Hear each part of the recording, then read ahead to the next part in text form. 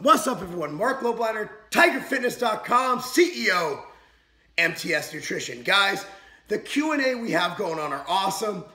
We gave 3 $50 gift cards out last week, and this is your chance to win one because all you have to do is click on the first link down below, and you ask a question. If this question gets upvoted because people want to hear the answer, the 3 with the top upvotes get answered, okay? And regardless of that, we go through and we answer. I personally answered over 200 questions myself. Every question you post here. Most interactive thing any supplement company has ever done, because we care about you and we care about your goals. But there's a fun way to interact and also have a chance to win a $50 gift card to TigerFitness.com. So the 3 winners today, their questions will be answered right here on video by me. Really good questions, really excited to answer them.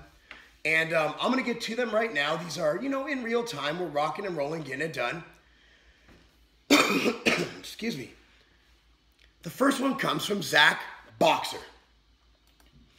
Zach asks, what's your opinion on HIIT versus steady state cardio? Why would you do one versus the other, and what time of day do you believe is optimal? Honestly, time of day is irrelevant. The only time I would avoid doing any kind of cardio is pre-workout. I want all your energy pre-weight training. I want all your energy devoted to building muscle and lifting weight. Whether you're dropping fat or you're making gains in a mass gain program, lifting weights is the thing you need to put more of your energy, focus, and all of your chutzpah into, which is why I never recommend pre-workout cardio. However, post-training cardio, perfect. In the morning, whether empty stomach or not, I prefer drinking something like Ritual AM pre-workout, maybe having some MTS Whey and Carb 10. That's completely fine. Now, at night, totally fine if you go to bed. There's no optimal time for cardio. Basically, just get it done is all I got to say, and don't do it pre-workout. So, HIIT versus steady state. If all you are doing is cardio and no weight training, HIIT cardio is superior because it activates a lot of the different processes that are activated by weight training. It also hits your anaerobic as well as aerobic depending on style of HIIT. However, if you are weight training 4 to 5 or even 4 to 6 times a week, I do not believe that the EPOC or post-exercise caloric burn of HIIT or the activation of fast twitch muscle fibers is as necessary. This is why I look for it for aerobic health as well as dropping calories or burning more calories. So, for that purpose, I'd recommend low intensity steady state, because what that does, it increases your caloric burn, but it doesn't stress your central nervous system and it doesn't impede recovery. Following me? So, we have that taken care of. Now, what should you do? If you're going to look for the aerobic benefits of cardio, doing 4 minutes of Tabata, you could search my name, Lobliner Tabata, have a lot of explanations on Google as well as a good article on Tiger Fitness for why I recommend Tabata. 4 minutes of Tabata, which is a 2-to-1 work to rest ratio, which is 20 seconds of going as hard as you can to the point where almost inducing vomiting on an exercise bike, a rowing machine, whatever you can do, versus 10 seconds of recovery, which you either walk or just rest. So it's 2-to-1 for 8 cycles, equaling 4 total minutes. Tabata, I recommend post-workout about 2 times a week. For everybody, do it on non-leg days, because good luck getting a good Tabata session in after crushing squats. It's just not going to happen. For other days, when just trying to burn some calories or when trying to increase your cardiovascular performance, I recommend low-intensity steady state. One thing you will never see me recommend is medium-intensity steady state, like fast jogging. I either recommend HIIT or LISS. And here's why. In Exos, I'm an Exos trainer. I know we get flack on that because I am. In Exos, low intensity speeds recovery and it helps you burn calories. High intensity increases your performance, but it impedes recovery. Medium intensity is just enough to hurt your recovery, and it's not enough to increase your performance. So we just knock that out We got low intensity, high intensity. So basically do Tabata 2 to 3 times a week, post-workout or whenever you can. And then do low intensity, steady state whenever you feel the need to burn more calories. Or if you're on a diet, you can add that in based on your caloric burn needs to help progressing on the diet. For more diet tips, see dropfactorbook.com. That's dropfactorbook.com. So I think that pretty much answers that question. Basically, HIIT is great. I like to do Tabata. Low intensity steady state is great. Do not do medium intensity steady state. That's my opinion. Zach, congratulations. We'll be contacting you, unless we already have, to give away your $50 gift card to tigerfitness.com. The best damn site ever. Next one would be, oh, here's a good one. From Ryan. My mom is overweight and is considered obese. She works 4 12-hour-long days and 1 8-hour day and is very exhausted when she gets home. On the weekends, she just sits on the couch and relaxes. I try to get her to exercise, even if it's just to go out for a walk, or to have her track her food and eat a bit healthier. She wants no part of it. She realizes she's overweight and knows that she needs to change it, but is too lazy. What can I try to do besides educate her about the importance of eating and healthy exercising? Ryan, my mom was a smoker, and that graduated, or I'm not going to say it's a gateway drug.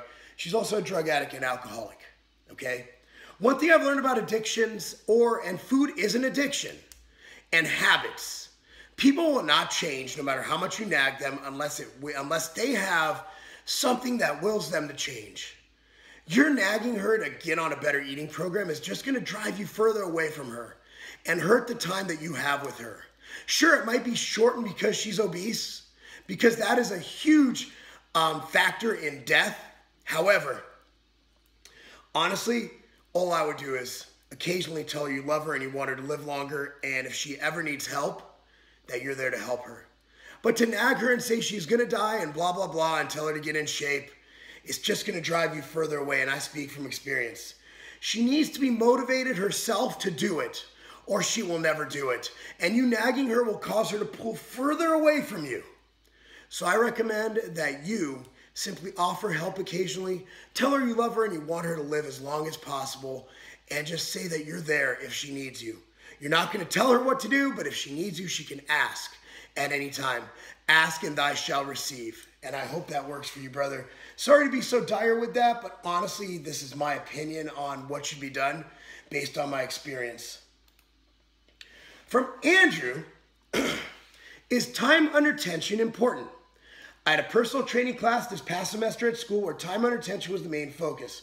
My professor, a former strength and conditioning coach, said that time under tension is the best way to promote muscle growth. I was curious as to whether or not time under tension is as important as others seem to claim.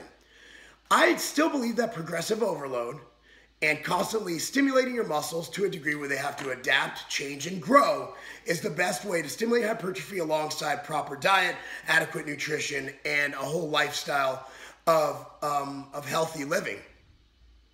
However, time under tension is important because you need time under the weight. But here's the deal. I do not feel that counting reps, you can't go intense. Do you ever see Dorian go 1 1,000, 2 1,000, 3 1,000, 1 1,000, 1 1,000, 2 1? That's just stupid. I think we're overcomplicating shit. And I think your professor, personal training class, really? They have a class? I think he's a very smart guy. But what I've learned on YouTube is that most of the really smart guys don't make gains. The people who make gains are people who just go in and fucking destroy shit, you know? I'm not saying overtrain. I'm not saying destroy your body. I'm not saying use bad form. But when I'm dumbbell pressing, the other day I put on Instagram, 160-pound dumbbells for 6 to 12 reps. I'm not counting. I'm focusing on controlling the weight down and controlling the weight up and really forcing it up. I believe time under tension is important, and that factors in overall volume. Total reps and sets, that's time under tension. Progressive overload and intensity will be the most important factors in building muscle, period. So while your professor might have a cool title of professor, as Marc Lobliner, I state, let's not overthink things. Let's just lift some heavy-ass weight and make some gains. If you need any programs, you go to Tiger Fitness's content site, or just type whatever your goal is in Tiger Fitness in the YouTube search bar. And we have so many programs to help you reach your goals, it's not even funny. Anyway, much love to the winners. We'll be contacting you soon. And again, first link down below. Click on it. The questions you like, upvote them. Upvote them. The more you upvote, the more you get answered what you want to hear. And if you ask the question, we will answer it. I'm Marc Lobliner, TigerFitness.com, CEO MTS Nutrition. Because giving a crap about your goals and making sure we answer every question you have to earn your business, that's not a game.